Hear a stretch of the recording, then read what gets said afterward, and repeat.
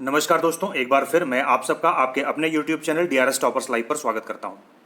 हम लोग question solve करने चल रहे हैं यूपी पीसीएस 2019 सीसेट में आए हुए मैथ्स के क्वेश्चन का। ठीक है, तो चलिए ज़्यादा समय ना लेते हुए स्टार्ट करते हैं आज का ये लेक्चर। देखिए क्वेश्चन है कि what is the median of the numbers. ये जो नंबर दिए गए हैं इन संख्याओं की मध्यिका क्या है ये आपको बतानी है। तो मीन मीडियन मोड हमने ऑलरेडी वीडियो बनाया हुआ है, सबसे सिंपलेस्ट फॉर्म आपको बताया है।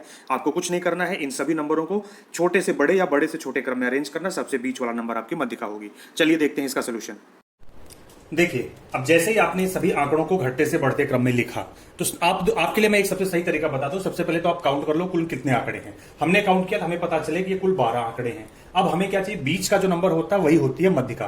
तो 12 आंकड़ों को अगर बीच आप निकालोगे तो आप देखो 6 इधर आ गए, 6 इधर आ गए, तो बीच में तो कोई भी नहीं आया। तो इधर का जो छठवां है लास्ट वाला और इधर का लास्ट वाला, इन दोनों को जोड़ करके उनका आधा कर दो, यही होती है मध्यिका।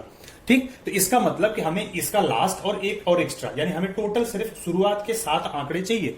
हमने क्या काम करा, वो सातों लिख दिए। पहला -4.8, फिर 0, फिर 2.3, फिर 3.5, ये 4 हो गए। पांचवा था 3.9। अब छठवां है 4.6 और सातवां है 5.2। उसके बाद आता है 6.1, 7.6, 8.2, 9.3, 12.7। इनको लिखने की जरूरत नहीं थी। क्यों? क्योंकि इधर से अगर आप आओगे तो इधर से इनका बीच आता है 5.2 पर, इधर से अगर आप जाओगे तो इनका मिड आता है 4.6 पर। आपको यही दो नंबर जोड़ करके इनका आधा कर देना था। आप जोड़ोगे 5, 4, 9 और 6 और 2 जोड़ोगे तो ये वैल्यू आती है 9.8। उसका आधा अगर आप करोगे तो आपको मिल जाता है 4.9। ठीक है, और यही आपका आंसर है। तो आपका ऑप्शन है बी ऑप्शन है 4.9। तो इसका मतलब आपकी मध्यिका जो 4.9 है वो ये हो गई। आगे बात समझ में? अगला क्वेश्चन देखिए, बिल्कुल उसी टॉपिक से एक दूसरा क्वेश्चन भी ये है कि the difference of the median and mode of the following data. हमने आपको ये मीन मीडियन मोड ऑलरेडी बता रखा है। तो जो ये आंकड़े दिए गए हैं इनकी मध्यिका और बहुलक का अंतर क्या होगा ये आपको बताना है। वो निकालने के लिए सबसे पहले इन आंकड़ों को छोटे से बड़े या बड़े से छोटे क्रम में अरेंज करना है। तो चलिए सबसे पहले वो करते हैं, फिर आंसर देखते हैं। मैंने कहा अगर आप मीन मीडियन मोड का अगर हमारा वीडियो देखें, डीआरएस मैथ्स या डीआरएस टॉपर्स लाइव का मीन मीडियन मोड का जो वीडियो है, तो आपको पीसीएस में कभी भी ऐसे क्वेश्चन से नहीं फंसना पड़ेगा। आप बिल्कुल देखिए, एकदम सिंपल है। सबसे पहले आंकड़ों को हमने घटते से बढ़ते क्रम में लिखा। फिर से मैं वही कह रहा हूं कि यहां पर मीडियन निकालने के लिए सभी आंकड़ों को लिखने की जरूरत नहीं। सबसे पहले तो आपको यह पता हो कुल कितने आंकड़े। हमने काउंट किया तो टोटल 20 हैं। फिर से देखो सम संख्या 20 है, तो इसका मतलब हमें 10वां और 11वां जो आंकड़ा है मिलेगा, उन्हीं दोनों को जोड़ करके उनका आधा हमें करना है। काउंटिंग कर लो, 2, 2, 4, 2, 6, 2, 8, 2, 10। तो 10वां ये रहा, 11वां ये रहा, यानी इन दोनों को जोड़ करके इनका आधा करूंगा तो मुझे क्या मिलेगा, मीडियन। इतनी बात समझ में आई? तो 45 और 46 को अगर आप जोड़ोगे तो आपको वैल्यू मिलेगी 91, और उसका अगर मैं तो मध्यिका आपकी निकल गई 45.5। ठीक, अब उसके बाद आती है बहुलक। तो मोड के लिए हमने बताया भाई आंकड़े में जो संख्या सबसे ज्यादा बार आई होगी वही बहुलक होती है। तो आप देखो 33 आया है 2 बार, और अगर आप 42 को देखो तो ये 3 बार आया है। सबसे ज्यादा बार हुआ 42। इसका मतलब कि जो आपका बहुलक है, बहुलक का मान हो गया 42। क्वेश्चन में क्या पूछा, दोनों का डिफरेंस बताना है आपको। तो 42 मतलब 42.0, तो अंतर निकाल लो, ये 0.5 हो गया और यहां का अंतर आ गया 3। अब जैसे ये क्वेश्चन दिया है कि विकास 49 छात्रों की एक कक्षा में 18वें क्रम पर है, तो आखिरी से यानी लास्ट से उसका क्रम क्या होगा। अब देखो जैसे इस क्वेश्चन में ये दिया भाई क्लास में कुल 49 बच्चे हैं, विकास 18वें पोजीशन पर खड़ा हुआ। 18वें पोजीशन का मतलब ये पोजीशन आप रोक दो। ठीक, तो 49 में से एक हटा दिया। विकास से पहले कितने हैं, 17 बच्चे विकास के पहले हैं। अब 49 में से अगर एक आपने निकाल दिया तो बचे कितने, 48। तो 48 में से कितने पहले हैं, 17 बच्चों को निकाल दिया तो बच गए कितने, 31। यानी विकास के नीचे कितने बच्चे हैं, 31। 31 उसके नीचे है, 17 उससे ऊपर है, और विकास ऊपर से 18वें पर है। तो नीचे से अगर आप जाओगे तो 31 के बाद उसका पोजीशन कौन सा आएगा, 32। तो ऑप्शन सी आपका करेक्ट हो गया, ऑप्शन सी 32। ठीक है, अगला क्वेश्चन। इस क्वेश्चन में आपको क्या दिया है कि निम्नलिखित पाई चार्ट एक विद्यार्थी की प्रतिदिन विभिन्न क्रियाओं में व्यतीत समय के घंटों को डिग्री यानी कोण में दर्शा रहा है। तो वह सोने की तुलना में खेलने में कितना समय बिताता है। यानी कि सोने में कितना है, 120 डिग्री की तुलना में खेलने में, खेल कितना है, 30 डिग्री। तो 120 की तुलना में 30 डिग्री में कितना। अब जैसे ये क्वेश्चन ये दिया है कि भाई स्लीपिंग जो बच्चे का कंप्लीट हुआ है, स्लीपिंग 120 डिग्री है, गेम यानी खेल 30 डिग्री है। तो आपको बताना है कि खेल स्लीपिंग का यानी खेल सोने का कितना परसेंट है। तो खेल यानी 30, सोना यानी कितना, 120 डिग्री का कितना परसेंट है। तो हमने बताया परसेंट में बदलने के लिए 100% से गुणा कर देते हैं। ये 30 चौका 4 से काट दिया 25, आंसर आ गया 25% के बराबर है, और ये ऑप्शन आपका सी है। तो ऑप्शन सी 25% आपका आंसर हो गया। ठीक है, अगला क्वेश्चन। अब अगला क्वेश्चन ये आपको दे दिया भाई, आपको इसमें x की वैल्यू बतानी है। अब आपको देखना है कि इनमें जो रिलेशन एक दूसरे के बीच में है वही रिलेशन आपको निकालना है। तो आप देखो, अगर आप 17 से 19 को डिवाइड करोगे तो वैल्यू आ जाएगी 7, और उस 7 को अगर आप 3 से गुणा करोगे तो ये 7 वैल्यू आ जाएगी 21। मतलब इस ऊपर वाले नंबर को नीचे वाले से डिवाइड करना है, जो भी आएगा उसमें 3 का गुणा करना है। देखो 184 है, आप इसको 23 से अगर डिवाइड करोगे, जो भी वैल्यू आएगी उसको जब आप 3 से गुणा करोगे तो वैल्यू 24 आनी चाहिए। तो जब आप 23 से इसको डिवाइड करोगे तो ये वैल्यू आ जाएगी 8। चाहे तो गुणा करके देख लो, 8 3 24 का 4 हाथ लग गया 2, 8 दूना 16, 2 18, ये आ गया आपका 8, 8 3 24। तो अब आपसे वही पूछ रहा है कि जो भी आएगा डिवाइड करके उसमें 3 से गुणा करेंगे तो 18 आएगा। तो 18 को अगर 3 से भाग दे दें तो यहाँ पर 6 आना चाहिए। वह कौन सी संख्या है जिससे 174 को भाग देने पर 6 आए? वो निकालने के लिए 174 को 6 से भाग दे दो, तो 6 दूना 12, 5 54, 6 9 54, आपका आंसर आ गया 29। ठीक है, अगला क्वेश्चन, 11 से 50 के बीच ऐसी कितनी संख्याएं हैं जो 7 से विभाज्य हैं परंतु 3 से विभाज्य नहीं है? देखते हैं इसका सॉल्यूशन। अब जैसे इसमें पूछा है कि भाई 11 से 50 के बीच में ऐसी कितनी संख्याएं हैं जो 7 से तो डिविजिबल है लेकिन 3 से नहीं है। तो जब भी ऐसा हो कि 7 से है, जिससे है पहले उसी का लिखो। तो 7 से डिविजिबल कौन सी है? 7 दूना 14, 7 3 21, 7 चौको 28, 7 5 35, 7 6 42, 7 7 49। यही 6 नंबर्स हैं जो 7 से डिविजिबल हैं। अब इनमें से ऐसे के कौन से हैं जो 3 से नहीं है? तो देखो 14 तो 3 से नहीं होगा, 21 3 से डिवाइड हो जाएगा, कैंसिल कर दो, 28 नहीं होगा, 35 नहीं होगा, 42 3 से कट जाएगा, इसको कैंसिल कर दो, 49 नहीं होगा। क्लियर? तो कितनी संख्या होंगी? 1 2 3 4। तो आपसे पूछा था ऐसी कितनी संख्याएं हैं, तो राइट आंसर आपका था कि 4 संख्याएं ऐसी हैं जो 7 से तो डिविजिबल हैं लेकिन 3 से डिविजिबल नहीं है। तो option B 4 is the right answer. अगला क्वेश्चन यह है कि 3 अभाज्य संख्याओं का योग 100 है। यदि उनमें से एक संख्या दूसरे से 24 अधिक है तो उनमें से दूसरी संख्या क्या है? The sum of the 3 prime numbers is 100. If one of them exceeds another number by 24, then one of the other numbers is, option है 7, 43, 29 और 61। सॉल्यूशन देखिए। देखो 3 प्राइम नंबर्स का सम 100 है, 2 प्राइम नंबर्स का डिफरेंस 24 है। अब आपको बताना है कि इनमें से सेकंड प्राइम नंबर कौन सा है। ठीक, तो चलो हम निकाल करके देखते हैं कि कौन सा आंसर आता है, क्या आता है।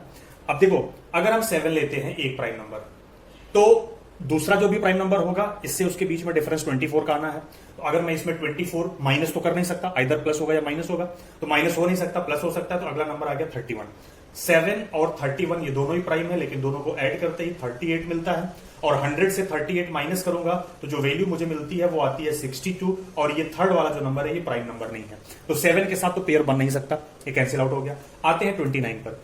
अगर 29 से माइनस करते हैं 24, माइनस करते हैं 24 तो वैल्यू आती है 5। ये भी प्राइम है, ये भी प्राइम है दोनों को, लेकिन जब मैं दोनों को ऐड ऑन करता हूं तो वैल्यू हो जाती है 34। और 100 से 34 माइनस करने पर आता है 66। ये प्राइम नंबर नहीं है। इसका मतलब कि माइनस के साथ इसका पेयर नहीं बन सकता। प्लस के साथ देखते हैं, जब मैं इसको प्लस करता हूं तो ये वैल्यू 53 आ जाती है। 29 और 53 प्राइम नंबर्स हैं, दोनों को ऐड करता हूं तो 9 3 12 का 2, 5 2 7 1 8, 82 आ जा रहा है। और 100 से डिफरेंस आ जाएगा 18, ये भी प्राइम नंबर नहीं है। इसका मतलब ऑप्शन ए और ऑप्शन बी सही नहीं है। आते हैं ऑप्शन सी पर। अब ऑप्शन सी में जैसे अब इसके साथ या तो -24 करेंगे या +24।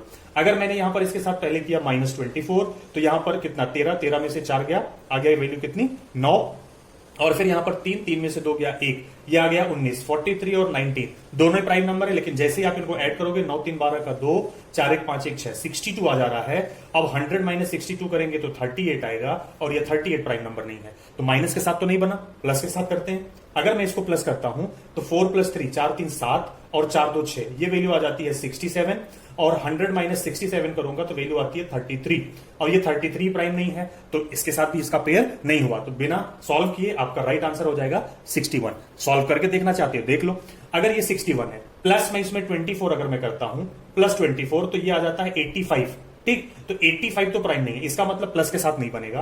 प्लस की जगह पे मैं इसको क्या करता हूं, अगर मैं इसको माइनस कर दूं तो 61 - 24 जब मैं करता हूं तो 11 - 4 गया, आपको वैल्यू आ गई 7। और यहां बच गया कितना 5 - 2 3, 37। 61 प्राइम है, 37 प्राइम है।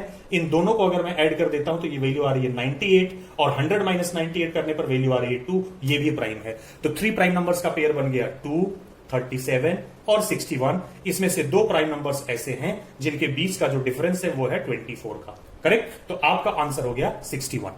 क्लियर?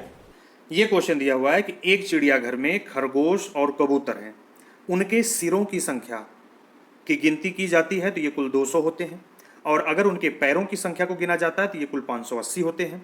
आपको बताना है कि चिड़ियाघर में कुल कितने कबूतर हैं। ठीक, तो आप जानते हो खरगोश के 4 पैर होते हैं और कबूतर के 2। ये चीज आपको ध्यान रखिए और इसका सोल्यूशन देखिए। देखो ये क्वेश्चन तो बहुत ही आसान है भाई। देखो चिड़ियाघर में कुल हेड यानी सर कितने थे? 200। ठीक, लेग यानी पैर कुल कितने हैं? 580। ठीक है, अब उसमें से पिजन यानी कबूतर और रैबिट यानी खरगोश। तो देखो हर एक पिजन के कम से कम 2 पैर तो होंगे ही, और खरगोश के कितने होते हैं? 4। तो पैरों का डिफरेंस कितने का है? 2 का। चलो हम मान लेते हैं कि सभी के सिर्फ 2-2 पैर हैं, तो उस कंडीशन में अगर 200 हेड हैं और एक के 2 पैर हैं तो टोटल कितने पैर हो गए? 400। तो 580 में से ये 400 आप माइनस कर दो, वैल्यू कितनी आ गई? 180। कितनी आ गई? 180। अब आप एक चीज ये बताओ, हमने क्या किया? सभी के 2-2 पैर ले लिए, 2 पैर कबूतर के और 2 पैर खरगोश के। अब जितने पैर बच रहे हैं वो पैर किसके होंगे? किसके? खरगोश के। क्यों? क्योंकि खरगोश के 4 पैर होते हैं, 4 में से 2 मैं काउंट कर चुका हूं, 2 पैर पर खरगोश बचा हुआ है। एक खरगोश को 2 पैर एक्स्ट्रा है, तो यानी 2 पैर है इसका, एक खरगोश का, तो 180 पैर कितने खरगोश का होगा? यानी 180 को 2 से डिवाइड कर दो, आंसर आ गया 90। इसका मतलब कि कुल कितने खरगोश हैं? 90। अब 200 में से 90 खरगोश हैं तो कबूतर कितने हो गए? 110। यही आपका आंसर हो गया। इसी तरह से आपको इस क्वेश्चन को सॉल्व करना है। जब भी मिले जितने सर हैं उसका डबल करके टोटल पैर में से माइनस कर दो, जो बच जाए बचे वालों को एक्स्ट्रा लेग्स जो पैर है उससे डिवाइड कर दो, जो आएगा आंसर वो एक्स्ट्रा लेग वाले जानवर हो गए, एक्स्ट्रा पैर वाले, और टोटल हेड में से इनका नंबर माइनस कर दो तो इनकी संख्या मिल जाएगी। ठीक है, अब ये क्वेश्चन आपको दिया है कि अगर 1 जनवरी 1995 को रविवार था तो 1 जनवरी 1996 को कौन सा दिन होगा। अब देखिए ये क्वेश्चन आपका दिया है कि ये 1 जनवरी 1995 को जो दिन है वो दिन है संडे। आपको बताना है 1 जनवरी 1996 को कौन सा दिन होगा। तो अगर आप कैलेंडर का वीडियो देखेंगे मेरा, मैंने आपको बता रखा है कि आपको सबसे पहले ये देखना है कि जिस ईयर की बात हो रही है वो कौन सा ईयर है, लीप ईयर है या नॉर्मल ईयर। तो आपने देखा कि ये नॉर्मल ईयर है, तो नॉर्मल ईयर में कितने दिन होते हैं? 365। कितने? 365। अगर आप इसको 7 से डिवाइड करोगे तो आपको एक्स्ट्रा जो अतिरिक्त दिन आता है वो दिन आता है, एक दिन शेष बचता है। ठीक, अगला ईयर 1996 है और ये लीप ईयर है, लेकिन लीप ईयर में एक दिन एक्स्ट्रा बढ़ेगा। कब? अगर वह डेट 28 फरवरी के बाद की है। कब है? आफ्टर 28 फरवरी है तो उसमें एक दिन और एक्स्ट्रा हो जाएगा। यानी कि अगर 28 फरवरी के बाद का कोई दिन पूछते तो उसमें 2 दिन एक्स्ट्रा करना पड़ता, लेकिन ये तारीख फरवरी से पहले की है, तो जितना जो भी दिन इस तारीख को होगा सेम तारीख को नेक्स्ट ईयर एक दिन एक्स्ट्रा बढ़ेगा। यानी अगर ये संडे है तो ये दिन आ जाता है मंडे। क्लियर? तो आपका राइट आंसर होना था मंडे, यानी कि सोमवार। सोमवार आपका ऑप्शन बी है, तो इस क्वेश्चन का राइट आंसर ऑप्शन बी था आपका। क्लियर? अगर यही डेट 1 मार्च के लिए अगर वो पूछ लेते तो फिर आप क्या करते कि इसी से आगे आप जाते। अब आप देखो क्या है, 1 जनवरी को आपको डेट पता चल गई मंडे। अब 1 जनवरी के बाद जनवरी में आपको मिलते कितने दिन? 30। फरवरी में मिलते कितने? 29। और एक दिन मार्च का हो गया यानी ये एक्स्ट्रा, तो ये टोटल वैल्यू आ जाती 60। 60 को हम 7 से डिवाइड कर देते, 7 8 56। ठीक है, 4 दिन शेष बचता। इस दिन था मंडे, मंडे के बाद चौथा दिन, तो मंडे के बाद चौथा दिन आपका आंसर हो जाता फ्राइडे। क्या हो जाता? फ्राइडे। क्लियर? और अगर ये लीप ईयर नहीं रहता तो एक दिन कम आता, जो ये एक दिन 28 की जगह 29 काउंट हुआ है, 28 काउंट होता तो एक दिन कम होता, वो थर्सडे हो जाता। ठीक है ना? तो इस तरह के कॉन्सेप्ट आपको देखने को मिलेंगे। आप देखिए कैलेंडर का video, calendar by DRS toppers live, और आपको टोटल कॉन्सेप्ट क्लियर हो जाएगा। अब ये क्वेश्चन तो बहुत ही आसान है। आपसे पूछा है कि किस शताब्दी में फरवरी 29 दिन की होगी इसमें से, और आप जानते हो फरवरी 29 दिन की उसी साल में होती है जब वो जो शताब्दी या जो सन 4 से डिवाइड हो जाता है। तो आप जानते हो अंत में 3 है, 5 है, 7 है, विषम संख्याएं हैं, ये तीनों ही 4 से नहीं कटेंगे। 4 से कटेगा सिर्फ 2300, इसलिए सही आंसर हो गया 2300। ठीक है, ये 2300 को 4 से डिवाइड करेंगे कट जाएगा और उसमें फरवरी के दिनों की संख्या 29 हो जाएगी। बहुत ही आसान क्वेश्चन था ये। अगला क्वेश्चन देखिए, आपको बताना है इन निम्नलिखित क्रम में लुप्त जो संख्या है उसको आपको बतानी है। तो पहले तो आप एक ऑर्डर ये देखिए, 3 2 5 2 7 2 9, ये क्रम पूरा बराबर बना हुआ है। अब आप आते हैं 5 से 19, 19 से 41 और 41 से अगला नंबर क्या आएगा। तो आप देखो 5 और 19 के बीच का जो गैप है वो गैप है कितने? इतना है, 14 दिन का है। फिर 19 और 41 के बीच का जो गैप है वो है 22 दिन का। अब आप देखो इनके बीच में जो गैपिंग है वो कितने कितने दिन की है, 14, 8, 22। तो 22 के बाद और 8 दिन आप जोड़ोगे तो कितने दिन का डिफरेंस आना चाहिए, 30 डेज का। तो 41 में 30 जोड़ोगे तो अगला क्या आ जाएगा, 71। तो राइट आंसर हो गया बी, यानी कि 71। ठीक है, अगला क्वेश्चन देखिए। अन्य संख्याओं से भिन्न संख्या को चुनिए। जो बाकी नंबर्स दिए गए हैं उनसे अलग संख्या आपको बतानी है। तो आप देखो 27 क्या है, 3 तियां 9 तियां 27, यानी 3 का क्यूब है। 125 क्या है, 5 25 25 पंजे 125, ये 5 का क्यूब है। ये 3 का क्यूब है। इधर 4 चौको 16 चौको 64, ये क्या है, 4 का क्यूब है। 144 12 का स्क्वायर है। तो बाकी सभी ए सी बी ये तीनों क्यूब हैं, घन हैं। केवल बी ऐसा है जो वर्ग है। तो बी सबसे अलग संख्या है, 144। ठीक, अगला क्वेश्चन देखो कितना है। चक्रवृद्धि ब्याज पर जमा की गई 12,000 की धनराशि 5 साल में दोगुनी हो जाती है, तो 20 साल के बाद यह धनराशि कितनी होगी।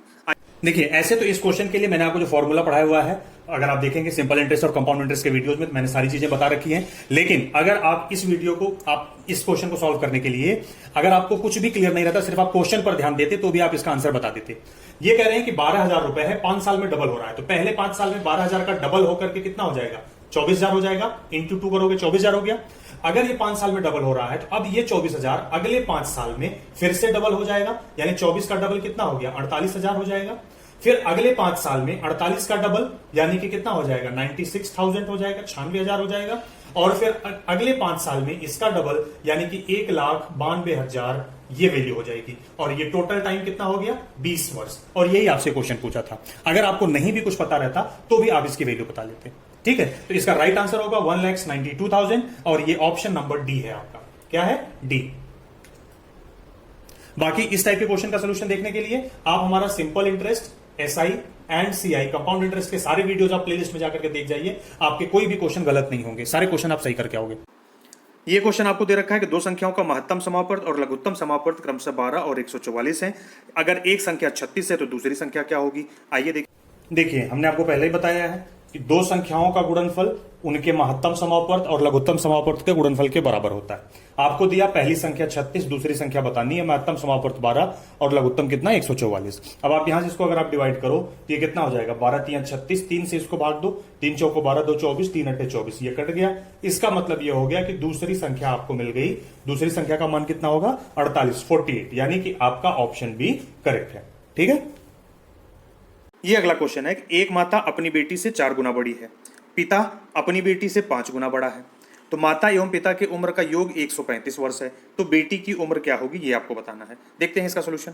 भाई देखो, क्वेश्चन ये दिया हुआ है कि माँ अपनी बेटी से 4 गुना बड़ी है और बाप अपनी बेटी से 5 गुना बड़ा है। माँ और बाप की आयु कितनी है, 135। अब आप देखो क्या है, अगर बेटी x है तो माँ 4x होगी और फादर कितने होंगे, 5x। क्वेश्चन के अकॉर्डिंग दोनों का सम यानी कि 9x 135 के बराबर है। ठीक है, अगर 9x 135 है तो x कितना होगा, 9 से डिवाइड कर दो, 9 एकम 9, 9 पचे 45, x की वैल्यू 15। तो बेटी की आयु कितनी होगी, 15 वर्ष। तो सही आंसर था ऑप्शन बी, 15 वर्ष। ठीक है, ये आपका राइट आंसर था। अगला क्वेश्चन देखिए। ये क्वेश्चन आपको दिया है कि दो समुच्चयों a और b के लिए a माइनस b किसके बराबर होगा। तो इसके लिए मैं एक डायग्राम बनाता हूं और उससे आप बहुत इजीली समझ जाएंगे। तो चलिए देखते हैं इसका सोल्यूशन। इस क्वेश्चन को डायग्राम से आप बहुत अच्छी तरीके से समझ पाएंगे। ये ब्लू वाला जो सर्कल है ये पूरा ए है, ये ब्लैक वाला जो पूरा ये पूरा बी है।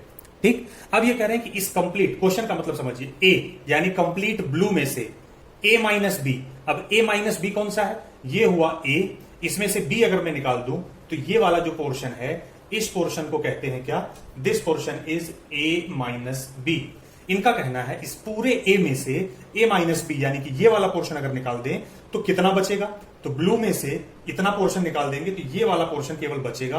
और यह पोर्शन क्या कहलाता है, कौन सा पोर्शन बचेगा, ये पोर्शन केवल बच रहा है। ये पूरा ए था, ए माइनस बी निकाल दिया तो केवल ये बच गया। और ये वो एरिया है जो ए और बी दोनों में उपलब्ध होता है। तो इसलिए इसको कहते हैं ए इंटरसेक्शन बी। इंटरसेक्शन का मतलब जो दोनों में कॉमन है। तो ए इंटरसेक्शन बी, तो आपको जो ऑप्शन दे रखा था, एक ऑप्शन था ए इंटरसेक्शन बी, एक ऑप्शन था ए माइनस बी, एक ऑप्शन था बी और एक ऑप्शन था A union B. Set theory जब पढ़ाऊंगा तो समझाऊंगा आपको। फिलहाल अभी जानिए कि पहला ऑप्शन क्या था, ए इंटरसेक्शन बी, और यही आपका राइट आंसर था। क्लियर, दोनों का जो कॉमन एरिया है वही बच जाता है। ए में से ए माइनस बी निकाल दिया तो ये कॉमन वाला पोर्शन बच गया। ठीक है, अगला क्वेश्चन। ये क्वेश्चन दिया है कि यदि 10 कमीजों का क्रय मूल्य यानी कॉस्ट प्राइस 8 कमीजों के विक्रय मूल्य के बराबर है तो निम्नलिखित में से कौन इस लेन देन में सत्य है। तो पहली चीज तो आप जान लो कि जब क्रय मूल्य में चीजों की संख्या विक्रय मूल्य में चीजों की संख्या से ज्यादा हो तो 100% लाभ होगा। तो हानि वाले ये दोनों आंसर गलत हो गए, ये दोनों तो ऑप्शन ही नहीं है अगर आपको तुक्का मारना है तो। अब इसको होगा प्रॉफिट, कितना प्रॉफिट होगा यही चीज आपको पता करनी है। तो चलिए देखते हैं ये प्रॉफिट कैसे निकालते हैं। जैसे ये इस क्वेश्चन में आपको दिया है कि 10 वस्तुओं का कॉस्ट प्राइस यानी क्रय मूल्य बराबर है 8 वस्तुओं के विक्रय मूल्य के। तो हमने बताया था आपको कि जब भी ऐसा क्वेश्चन आए कॉस्ट प्राइस लिखिए, सेलिंग प्राइस लिखिए, सेलिंग प्राइस के साथ जो संख्या है वो कॉस्ट प्राइस के नीचे लिखिए, कॉस्ट प्राइस के साथ जो संख्या है उसको सेलिंग प्राइस के नीचे लिखिए। ये आपका कॉस्ट प्राइस है, ये आपका सेलिंग प्राइस है। बीच में अब आप ये बताओ सेलिंग प्राइस विक्रय मूल्य ज्यादा है या क्रय मूल्य? 8 10 में बिक रहा है तो इसका मतलब फायदा हुआ, कितने का फायदा हुआ? 2 का फायदा कितने पर है? 8 पर। इसको किस में बदलना है? परसेंट में। तो बदलने के लिए 100% से गुणा करते हैं, 2 चौको 8, 4 25 में 100। तो आपका राइट आंसर मिल जाएगा 25% लाभ। कितने लाभ पर बिक रहा है? 25% लाभ पर। तो आपका राइट आंसर हो गया 25% प्रॉफिट। ये आपका ऑप्शन नंबर ए है। तो ऑप्शन ए 25% लाभ आपका करेक्ट है। ठीक है, अगला क्वेश्चन। ये क्वेश्चन दिया है कि एक त्रिभुज की प्रत्येक भुजा उसकी अन्य 2 भुजाओं की लंबाइयों के योग से 4 सेंटीमीटर कम है। त्रिभुज का क्षेत्रफल सेंटीमीटर स्क्वायर में कितना होगा? ठीक है, इसका सोल्यूशन देखते हैं। है क्या कि each of the sides of a triangle is 4 centimeter less than the sum of its other 2 sides. तो area of the triangle in centimetre square. देखते हैं सोल्यूशन इसका। देखो इस क्वेश्चन में आपको दे रखा है कि इस त्रिभुज में कोई भी 2 भुजा का योगफल तीसरी भुजा से 4 अधिक है। यानी अगर मैं ये लिखूं कि a प्लस बी तो ये c से 4 ज्यादा है, यानी a plus B is equal to C plus 4 होगा। ऐसे ही अगर मैं b प्लस सी कहूं तो b प्लस सी a से 4 अधिक है, यानी a में अगर 4 जोड़ दो तो बराबर हो जाएगा। और c प्लस a ये बराबर हो जाता है किसके? b प्लस 4 के। मतलब कोई भी 2 भुजा का योगफल तीसरी भुजा में 4 जोड़ने के बराबर होगा। ठीक है, अगर ऐसा होता है तीनों भुजाओं के साथ में तो डायरेक्टली मैं आपको बता दूं, अगर नियत संख्या के योगफल के बराबर होता तो वो त्रिभुज समबाहु त्रिभुज होता है। फिर भी यहां से भी आप निकाल के देखो, अगर आप सभी को जोड़ दो तो यहां पर आपको मिलेगा a plus B plus C एक बार और एक बार और मिलेगा, यानी कि plus a plus B plus C 2 बार मिल गया बराबर। इधर आप देखोगे तो इधर आपको मिलेगा a plus B plus C एक बार और प्लस आपको मिलेगा 12। ये कट कर दिया, ये कट कर दिया, a प्लस बी प्लस सी बराबर 12। तो आपको एक चौथा इक्वेशन मिल गया कि a plus B plus C is equal to 12। अब आप बताओ a प्लस बी की वैल्यू क्या होती है? c plus 4। इसकी जगह पे अगर मैं लिख दूं c प्लस 4 प्लस सी तो ये वैल्यू आ गई 12। 4 उधर जाके माइनस हो जाएगा, c और c जुड़ गया तो 2c बराबर 8। तो c की वैल्यू मिल गई 4। कितनी? c की वैल्यू आपको 4 मिल गई। c की जगह पे अगर मैं 4 रख दूं तो 4 और 4 कितना हो गया? 8। चलो अब यहां पर देखो इस वाली वैल्यू में सिमिलरली अगर मैं b प्लस सी की वैल्यू यहां पे रखूंगा, पुट करूंगा a प्लस 4, देख लो c की वैल्यू आपको मिल गई 4। अब बाकी वैल्यू आप देखो कैसे आएगा, c की जगह हो गया आपका 4। अब देखो b प्लस सी की वैल्यू a प्लस 4 है, तो b प्लस सी की वैल्यू a प्लस 4 रखो, a पहले से है बराबर 12, 4 उधर जाके माइनस होगा 8, इधर आएगा 2a बराबर 8, तो a बराबर 4। a की भी वैल्यू आपको कितनी मिल गई? 4। a और c दोनों 4 है, ये भी 4 है, b और c भी क्या है? 4। तो 4 4 8, 4 से 4 कट गया, b की वैल्यू भी कितनी आ गई? 4। ये त्रिभुज कैसा है? समबाहु त्रिभुज है। समबाहु त्रिभुज का क्षेत्रफल आपको निकालना है, तो आप जानते हैं समबाहु त्रिभुज का क्षेत्रफल क्या होता है? √3/4 इंटू भुजा का वर्ग गुणे भुजा का वर्ग। भुजा की वैल्यू कितनी है? 4, तो वैल्यू हो गई √3/4। भुजा 4 है तो 4 का वर्ग यानी 4 गुणे 4, 4 4 कट गया, आंसर आ जाएगा 4√3 स्क्वायर सेंटीमीटर। 4 करड़ी में 3 सेंटीमीटर वर्ग स्क्वायर। और ये ऑप्शन बी था आपका, तो ऑप्शन बी आपका। एक समांतर चतुर्भुज की लंबाई 17 सेंटीमीटर और उसकी चौड़ाई 11 सेंटीमीटर है। उसके विकर्ण की नाप 26 सेंटीमीटर है, तो दूसरे विकर्ण की लंबाई क्या होगी ये आपको बताना है। चलिए इसका सोल्यूशन देखते हैं। अब जैसे देखिए ये क्वेश्चन आपको दिया एक पैरेललोग्राम यानी समांतर चतुर्भुज है। अब इसमें दिया कि एक भुजा 17 सेंटीमीटर, एक 18, एक विकर्ण 26 है, दूसरे विकर्ण की लंबाई बताओ। तो देखो पैरेललोग्राम की प्रॉपर्टी होती है कि पहले विकर्ण का स्क्वायर प्लस दूसरे विकर्ण का स्क्वायर वर्ग बराबर होता है पहली भुजा का दोनों भुजाओं के वर्गों के योगफल का डबल। ये होता है रिलेशन। अब आपको वैल्यू दे रखी, ये वैल्यू है 26, तो इसका 26 का स्क्वायर कर दो। दूसरा डायगोनल आपको निकालना है, 2 गुणे यहां पर ये वैल्यू पहली भुजा है 11, तो 11 का वर्ग ले लो, प्लस दूसरी है 17, तो 17 का वर्ग ले लो। अब आप 26 का स्क्वायर करोगे तो 676 आएगा, प्लस D2 का दूसरे डायगोनल का वर्ग आ गया। यहां पर 2 गुणे 11 का स्क्वायर हुआ 121 प्लस 17 का स्क्वायर हुआ 289। दोनों को जोड़ेंगे 2 1 3 1 410, 410 का डबल यानी कि ये हो गया 4 2 820। 676 उधर जाएगा माइनस हो जाएगा 676। ये वैल्यू है D2 का वर्ग। क्या है? D2 का वर्ग बराबर 820 माइनस 676। जब आप ये डिफरेंस निकालोगे तो ये आपको मिल जाएगा दूसरे विकर्ण का वर्ग बराबर 144। तो दूसरा विकर्ण 144 12 का वर्ग है, तो ये आंसर आ गया 12 सेंटीमीटर। तो इस क्वेश्चन का आंसर था ये 12 सेंटीमीटर। ठीक है, अगला क्वेश्चन है कि दो संख्याएं इस प्रकार हैं कि उनके योग, अंतर और गुणनफल 5, 1 और 18 के अनुपात है। यानी दोनों को जोड़ोगे, अगर 5 जोड़ने पे 5 आता है तो घटाने पर 1 आएगा और गुणा करने पर क्या आएगा? 18 आएगा। आपको बताना है कि उनके वर्ग, उन संख्याओं के वर्गों का अंतर क्या होगा, यही आपको निकालना है। तो चलिए देखते हैं इसका सोल्यूशन क्या होगा। अब जैसे ये क्वेश्चन दिया भाई, दो संख्या मान लो A और B है, उनका योगफल, उनका अंतर और उनका गुणनफल का जो अनुपात है 5:1:18। यानी कि योगफल अगर उनका 5x है, उनका अंतर x और उनका गुणनफल कितना है? 18x है। तो आपसे पूछ रहा है कि उनके वर्गों का अंतर क्या होगा, ये चीज आप बता दो।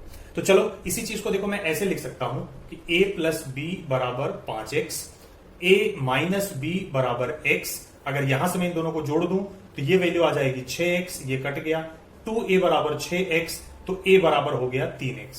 ठीक है, a प्लस बी 5x है, a की वैल्यू 3x मिल गई, तो b की वैल्यू ऑब्वियस सी बात है कितनी आ जाएगी? 2x। यहां तक कोई दिक्कत है? नहीं। चलो अब हम इनका वर्ग कर लेते हैं और यहीं से इसकी वैल्यू निकाल लेते हैं। आपको पता है इन दोनों का गुणनफल यानी कि 3x गुणे 2x, ये वैल्यू बराबर है 18x के। तो 1x से 1x कट गया, 3 दूना 6 3 18, यानी x बराबर आ गया आपको 3।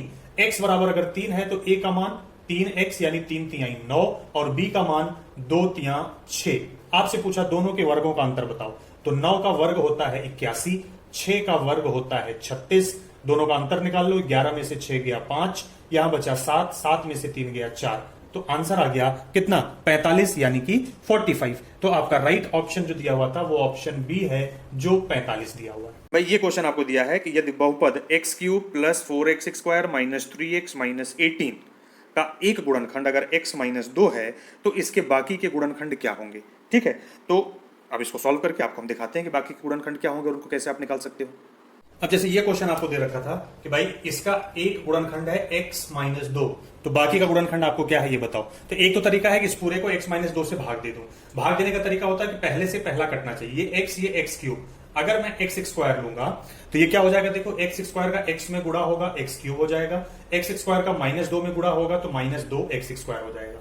जब हम भाग गुणा करके लिखते हैं तो भाग देने के टाइम पे क्या करते हैं? घटाते हैं, यानी यहां पर माइनस होगा, ये माइनस है तो प्लस हो जाएगा। ये कैंसिल, 4 और 2 मिलकर क्या हो गए? 6x², बाकी चीजें ऐसे ही रहेंगी, -3x माइनस 18, ये हो गया। अब आप आगे देखो कि फिर से इससे ये कटना चाहिए, तो यहां पर नंबर 1 है, यहां पर 6 है, यहां भी प्लस, यहां भी प्लस, तो यहां भी प्लस 6x। तो 6 से x में गुणा करो, 6x², -2 में गुणा करेंगे तो -6 दूना 12x। फिर से घटाने का काम वही, यहां माइनस यहां प्लस, ये कट गया, +12 में से -3 करेंगे तो 9x माइनस 18। यहां पर भी x, यहां पर भी x, यहां 1 यहां 9, प्लस है तो प्लस, यहां पर कर दिया 9। अब गुणा कर दो, वैल्यू आ जाएगी 9x माइनस 18। यहां पर करेंगे माइनस, यहां पे करेंगे प्लस, ये कट गया। भाग देने के बाद जो वैल्यू आ गई x² प्लस 6x प्लस 9, ये x प्लस 3 का वर्ग है, या यूं कहें कि इसके अगले दो गुणनखंड हो जाएंगे x प्लस 3 और x प्लस 3। ठीक है, ये ऑप्शन आपका था ऑप्शन नंबर सी, तो यही आपका करेक्ट आंसर हो जाता। ठीक है, इसी क्वेश्चन को सॉल्व करने का दूसरा तरीका यह था कि आपको x की इसमें वैल्यू रखनी थी, वो वैल्यू जिससे इसका टोटल मान 0 हो जाता। जैसे देखो x प्लस 2 अगर फैक्टर होना है तो इसका मतलब x इज इक्वल टू -2 रखने पर इसकी वैल्यू 0 हो जानी चाहिए। आप सब कुछ रख करके चेक करते तो आपको मिलता x प्लस 3 का मतलब यह हुआ कि x इज इक्वल टू -3। -3 अगर आप रखते हैं तो -3 का क्यूब प्लस 4 इंटू -3 का स्क्वायर -3 इंटू -3 -18, तो ये क्यूब आ जाता -27, प्लस यहां पर आ जाता 3 3 का 9 चौको 36, और यहां पर ये वैल्यू आ जाती कितनी? 3 3 यानी कि +9, और ये आ जाता -18। 27 18 45 माइनस 36 और 9 45, ये भी 45 और ये -45, वैल्यू आ गई 0। इसका मतलब x इज इक्वल टू -3 यानी कि x प्लस 3 इसका फैक्टर है। बाकी 1 और 2 कोई मिलता नहीं, तो x प्लस 3 यहीं से आप डायरेक्टली सी आंसर आप इसका लिख सकते थे। ठीक है, दोनों में से जो आपको आसान लगता है आप उस तरीके से इसको सॉल्व कर सकते हो। राइट आंसर होता सी। बिल्कुल ऐसा ही क्वेश्चन ये दे दिया कि 2x³ + x² - 2x - 1 यह विभाज्य है, मतलब यह किससे कट जाएगा। अब ये चारों दे रखे हैं, आपको कैसे पता चलेगा कि आप किससे इसको कट कर सकते हैं, किससे डिवाइड करने पे कट जाएगा। देखते हैं इसका सोल्यूशन। देखो, आपसे क्वेश्चन में पूछा कि ये एक्सप्रेशन इन चारों में से किससे डिवाइड होगा। एक तो तरीका था कि इन चारों से डिवाइड करके देखना, दूसरा तरीका मैंने आपको बताया कि जिससे भी डिवाइड करना हो उसकी वैल्यू इक्वल टू 0 लिख करके x का मान निकाल लो। 2x + 3 अगर 0 है तो यहां से मिल जाएगा x बराबर, पहले +3 उधर जाके क्या हो जाएगा -3, और 2 इंटू है उधर जाके डिवाइड करेगा -3/2। इस पूरे एक्सप्रेशन में x की वैल्यू -3/2, जहां जहां x है वहां -3/2 रख दो। अगर टोटल वैल्यू 0 है तो इससे डिवाइड हो जाएगा। ऐसे ही अगर आप इसकी वैल्यू रखोगे तो ये वैल्यू इज इक्वल टू 0 हुआ, तो यहां से x इज इक्वल टू +1 है तो -1, जिससे गुणा है उससे बाहर -1/2। यहां पर जब आप लिखोगे, अगर इसको इज इक्वल टू 0 लिखा तो यहां से x इज इक्वल टू, इधर माइनस था उधर जाके +3/2, और यहां से x की वैल्यू इज इक्वल टू 0 करेंगे तो 1/2 आएगा। तो x की 4 वैल्यू रख के आपको देखनी थी, एक ये और एक ये। इन चारों में से जब आप ये वैल्यू रखोगे तो आंसर 0 आ जाएगा। देखो कैसे, 2 इंटू एक्स की जगह पर -1/2 उसका क्यूब, प्लस x यानी कि -1/2 उसका वर्ग, -2 इंटू एक्स की वैल्यू का मतलब हुआ -1/2 एंड -1। सॉल्व करो, माइनस का क्यूब माइनस होगा, 1 का क्यूब 1 इंटू 2 यानी 2 हुआ, डिवाइडेड बाई 2 दूना 4 दूना 8, तो -2/8, माइनस का वर्ग प्लस हो गया, 1 का वर्ग 1, 2 का वर्ग 4। ठीक है, यहां पर भी देखो 2 1 कम 2, 2 चौको 8, -1/4 + 1/4, ये दोनों कट के 0 हो गए। यहां पर ये कैंसिल हुआ, माइनस माइनस प्लस, ये वैल्यू आ गई 1 और लास्ट में है -1, ये दोनों भी वैल्यू 0 हो गए, टोटल आंसर 0 आ गया। इसका मतलब ये जो ऑप्शन बी आपका था ये राइट आंसर है। ठीक है, तो इस तरीके से बी ऑप्शन इस वाले क्वेश्चन का सही हो गया। ये क्वेश्चन है कि यदि एक वृत्त की त्रिज्या में वृद्धि इस प्रकार होती है कि उसकी परिधि में 10% की वृद्धि हो जाए, मतलब त्रिज्या इस तरह से बढ़ाई जाती है कि उसकी परिधि जो सरकमफ्रेंस है वो 10% बढ़ जा रहा है। ठीक है, तो वृत्त का क्षेत्रफल कितने प्रतिशत बढ़ेगा, बस इसी का आंसर आपको देना है। तो सोल्यूशन देखिए इसका। तो ये क्वेश्चन बहुत ही आसान है। आपको पता है परिधि यानी सरकमफ्रेंस बराबर होता है 2 पाई इंटू आर। ये कह रहे हैं कि ये सरकमफ्रेंस 10% बढ़ गया, 10% क्या हो गया, बढ़ गया। ठीक, तो सरकमफ्रेंस बढ़ कैसे सकता है, 2 पाई, ये दोनों तो फिक्स है, इसमें कोई चेंजेस नहीं आएगा। इसका मतलब ये होगा कि जो त्रिज्या है रेडियस आर, त्रिज्या 10% बढ़ने से उसका जो परिधि है वो भी कितना बढ़ गई, 10%। तो इसका मतलब सरकमफ्रेंस में 10% की वृद्धि का मतलब हुआ कि त्रिज्या में 10% की वृद्धि। अगर त्रिज्या 10% बढ़ी है तो क्षेत्रफल क्या हो जाएगा, यानी एरिया होता है pi into are square.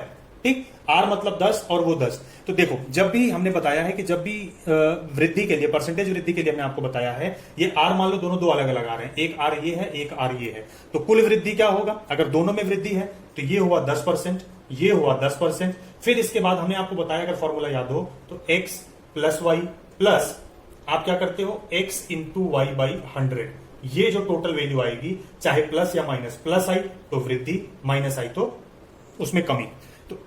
x की वैल्यू आप समझो क्या है, x + y फिर प्लस xy बाई 100। x की वैल्यू यानी ये भी 10 है, y वो भी त्रिज्या यानी 10 है, तो यहां पर क्या हो जाएगा, 10 × 10/100, ये कट गया, 10 + 10 कितना हुआ, 20, और यहां पर आ जाएगा 1, तो टोटल कितना आ गया, 21% की वृद्धि होगी क्षेत्रफल में। क्षेत्रफल में कितनी वृद्धि होगी आप बताओ, 21% की। ठीक है, आप एक बार देख लो परसेंटेज का वीडियो, आपको ये सारे डाउट्स क्लियर हो जाएंगे कैसे मैं इसकी बात कर रहा हूं। ठीक है, तो कोई भी चीज अगर 2 बार बढ़ी हुई है तो उन 2 चीजों पर डिपेंड करती है, तो वो दोनों परसेंटेज आप जोड़ करके और फिर दोनों का प्रोडक्ट बाई 100 कर दो, एग्जैक्ट आपको उसमें इंक्रीज मिल जाएगा। तो अगर परिधि 10% बढ़ी है तो क्षेत्रफल 21% बढ़ जाएगा। एक क्वेश्चन है कि गणित की एक परीक्षा में 20% छात्र प्रथम श्रेणी में प्राप्त करते हैं। यदि दत्त को एक पाई चार्ट यानी वृत्त आरेख के रूप में निरूपित किया जाए तो प्रथम श्रेणी के संगत केंद्रीय कोण का मान क्या होगा, बस यही चीज आपको बताना है। ठीक है, दत्त मतलब data. If the data are represented by pie chart, what is the central angle corresponding to the first class. ठीक है, इसका सोल्यूशन देख लो भाई। देखो, हमने जो पाई चार्ट का वीडियो बनाया है यूपीपीसीएस, उसमें हमने आपको क्लियर कट बताया कि आप देखिए, अगर किसी भी डेटा को पाई चार्ट में अगर हम कोण में बांटते हैं तो वो होता है 360 डिग्री, लेकिन अगर परसेंट में बांटते हैं तो वो होता है 100%। प्रतिशतता होगी तो 100%, कोण होगा तो 360। यहां पर संपूर्ण चीजें 100% जो है वो बराबर होता है 360 डिग्री के। तो आपसे पूछा है कि 20% कितने के बराबर होगा। तो देखो इसमें क्या किया, 5 से भाग दिया, 100 को 5 से डिवाइड किया तो 20 आ गया। तो 360 को भी आप 5 से डिवाइड दे दो, आपको एंगल मिल जाएगा। 5 सत्ते 35, 1 10, 5 दूना 10, 72 डिग्री। ये 5 गुना कम हुआ तो ये भी 5 गुना कम। 100% 360 डिग्री है तो 20% 72 डिग्री के बराबर होगा। और ये ऑप्शन सी था आपका, तो ऑप्शन सी करेक्ट हो जाता। ठीक है, अगला क्वेश्चन। क्वेश्चन यह है कि नीचे दी गई आकृति में कुल कितने त्रिभुज हैं?